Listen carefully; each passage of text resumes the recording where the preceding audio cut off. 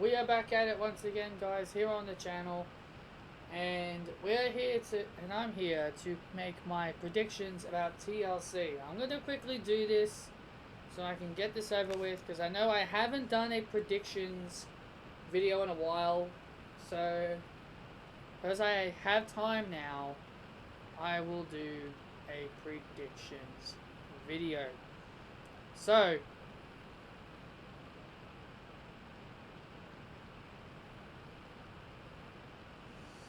let's talk about the matches that have been confirmed. So we've got the Viking Raiders issuing an open challenge for the Raw Tag Team titles. I am assuming it is going to be the OC. That is my prediction. My prediction is the OC are going to be challenging the Viking Raiders, and the Viking Raiders will retain. That is my prediction. We got Rusev versus Bobby Lashley here, and it's going to be a tables match. Honestly, I really don't care about this feud. I never really did care about this feud. But I see Bobby Lashley winning. That is my guess here. My guess is that Bobby Lashley will be winning, all because of Lana on the outside. Next, we've got the Kabuki Warriors defending their tag team titles against Charlotte and Becky for the Women's Tag Team Championships.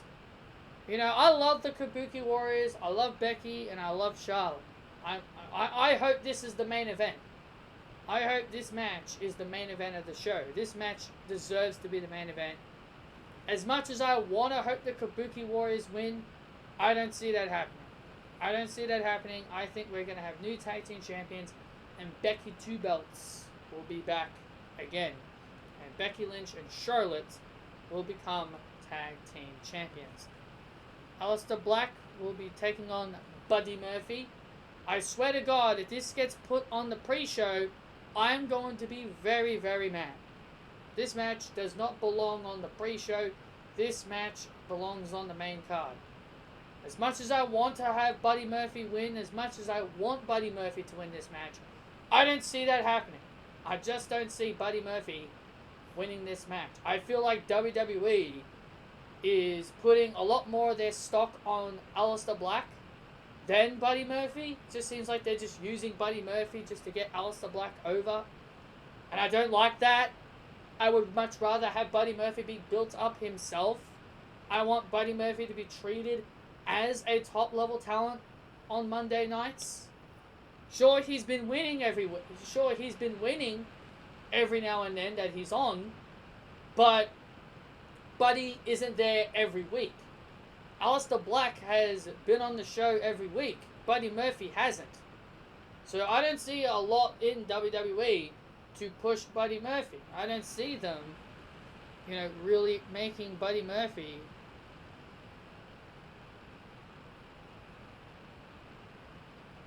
so I don't really see much happening here. It's going to be a great match.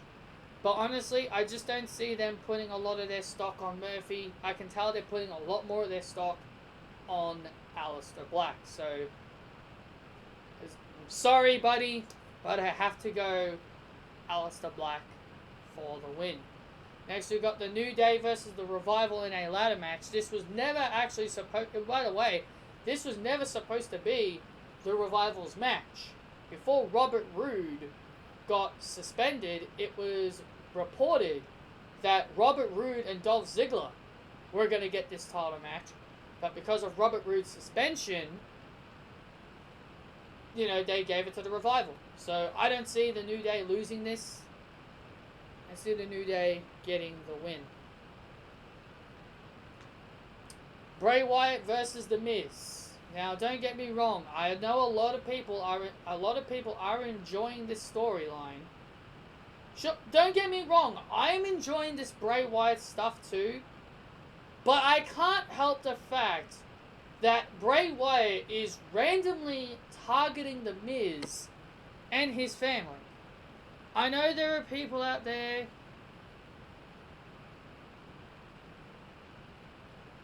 I am more looking at it as, why is he going after the Miz's family? What does he want to do? with the Miz's family. It's like he's just choosing to target them just for the sake of targeting them. I would have much more preferred it to be Bray Wyatt going after Daniel Bryan and Brie Bella. I would much rather Brie Bella and Daniel Bryan to be Bray Wyatt's targets. It just makes more sense to the overall story that they're telling here. And yes, I know, my buddy King Schmidt, he mentioned this on Twitter, and I spoke to him about it. And yeah, I know he hasn't made a lot of videos, but he'll be back next year. But all I'm saying is that I am very upset that they're not targeting Brie. He believes, when I told him that to me it makes no sense to target Miz, he told me that he believes that this will happen. He told me that he believes Bray Wyatt will indeed target Brie Bella when Daniel Bryan returns. Who knows when Daniel Bryan returns? Will he return at TLC? Is it too early to bring him back at TLC? We don't know when Daniel Bryan's going to return. People are telling me that Daniel Bryan is pushed back this match because he was supposed to have this match at TLC. Daniel Bryan himself, was the one that requested to push this back because he wants the fans to be invested in his storyline with Bray Wyatt. So it seems like Bryan is more hands-on with creative and what he wants. So whenever they decide to bring back Daniel Bryan, when they do decide to bring back Daniel Bryan, that is when they need to get Brie Bella involved. Now, the reason why I want Brie Bella involved is not because I like Brie Bella and because I want Brie Bella on my TV. It makes sense. This is the type of shit that Bray Wyatt would do. It's a part of Bray Wyatt's character that he would go after the one thing that is so important Yeah, that you could say that could be why Bray is targeting Maurice and and Miz's family. Because Bray knows that Maurice and his kids mean a lot to him. So I could see Bray doing the same thing with Brie and Bryan. Now, if there is a female sister Abigail involved, which I know a lot of people are still hoping, it's Liv Morgan. They're still hoping and praying it's Liv Morgan. And I'm going to tell you guys, it will not be Liv Morgan. I will only believe it until I see it. But at the end of the day, I'm going to tell you guys this. Why should Liv Morgan join Bray Wyatt? Why should WWE completely kill the brand split? Do you guys not understand if Liv Morgan, who was drafted to Raw, bees on SmackDown, or moves to SmackDown, that's killing the draft. That kills the brand split. Liv Morgan being moved to SmackDown will make no sense because they won't explain it. They won't explain why she's on SmackDown. We all know she was drafted to Raw. We all saw it. We all saw Stephanie McMahon read out on her notes on draft day. She said Liv Morgan to Raw. Stephanie McMahon uttered it out of her own godforsaken mouth.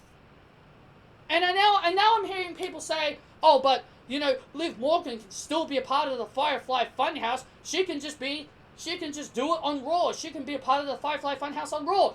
The Firefly Funhouse belongs to Bray Wyatt. Bray Wyatt and the Firefly Funhouse stays on SmackDown, and it belongs on SmackDown, and it stays on SmackDown. I don't care what kind of plot hole or plot twist you want to try and get Liv Morgan involved. You're going to do what people will say anything just to get Liv Morgan into this storyline. I'm telling you, it makes no sense for Liv Morgan to be a part of this. Why should she be a part of this? Yeah, look, I understand. I'm not saying this because I don't like Liv Morgan. I'm not saying this because I don't care about Liv Morgan. Of course I care about Liv Morgan. The main reason why people want this to happen to Liv Morgan, and yes, I understand, it would be a good position for her. She's in, she's getting TV time. She's in a big, prominent position. I get that's the reason why people want Liv Morgan in this whole situation. She's in the picture. You know, she's actually in a big storyline. But what does it matter? It doesn't matter because everyone that wants Liv Morgan to be with Bray Wyatt, the people are gonna turn. The people are going to turn on Liv Morgan. Everybody is going to turn their backs on Liv Morgan just like everybody else. That's how this fan base works. They want something, they get it, and then they start hating it. So it doesn't matter if Liv Morgan's there or not, whether she comes out on her own on Raw with her own gimmick, or she's with Bray Wyatt. People are gonna hate Liv Morgan regardless. Because the internet darlings get what they want, but they still want to bitch and moan about everything. So to me, Liv Morgan being a part of this just doesn't make any sense. It makes no sense for her to be a part of it. She's on Raw. Get it through your heads. And again, as I said, it would make, and as I said before, it doesn't make sense for Liv Morgan to randomly be a part of SmackDown. I don't care what kind of reason, or whatever kind of bullshit excuse you want to come up with to get Liv Morgan into Bray Wyatt in the Firefly Funhouse. It doesn't make sense. And the other reason why people think it's Liv Morgan is because of the doll. The doll had blonde hair. Could be any blonde. Could be anyone. You do know SmackDown has Mandy Rose. What? You do know SmackDown has a blonde named Mandy Rose. Why couldn't people think it'd be Mandy Rose? Now, yeah, of course, Mandy Rose wouldn't fit that character at all. But still, they've got a blonde. So you don't know who it is. Just because it's a blonde, it doesn't mean it's Liv Morgan. Anyway, moving on. I see Bray Wyatt winning this match. I think it's too soon for Bray Wyatt to lose. Will Daniel Bryan return here? I can't tell you. I personally can't tell you if Daniel Bryan's gonna appear. I don't know. But all I can tell you is that I think Bray Wyatt's winning. And finally, Roman Reigns versus King Corbin. I wish this feud would be over. I'm not a big fan of this feud. I'm not a fan of Corbin. I just don't like Corbin. He's boring. He has gotten better. He has gotten better in the ring. But all I'm saying is that I just don't like Corbin. I'm not a big fan of his. He's annoying. He's a good promo, but I'm just not a fan. Just not a fan of the King. Our fearless leader. Fearless leader, yeah. Some fearless leader that continues to run away. Yeah, Corbin. Yeah, Corbin. You're such a fearless leader, you just continue to run away. Nikki Bella is more fearless than you. I've got a feeling King Corbin's going to win this match. Somehow he's going to. Just got that funny feeling Corbin's going to find a way to win. But I am predicting Roman Reigns. And yeah, that's everything, guys. Those are my predictions. And if there's any matches they include, obviously they do not matter here, because they were announced on WWE.com, and then they announce it, and then it just doesn't make sense. Anyway, guys, that is all I've got for you guys. Hope you guys enjoyed this prediction video. I know it's been a while since I've done the predictions, but hey, at least I did it this time. Hit that thumbs up, subscribe, and I'll see you all tomorrow for my TLC review. See you guys then.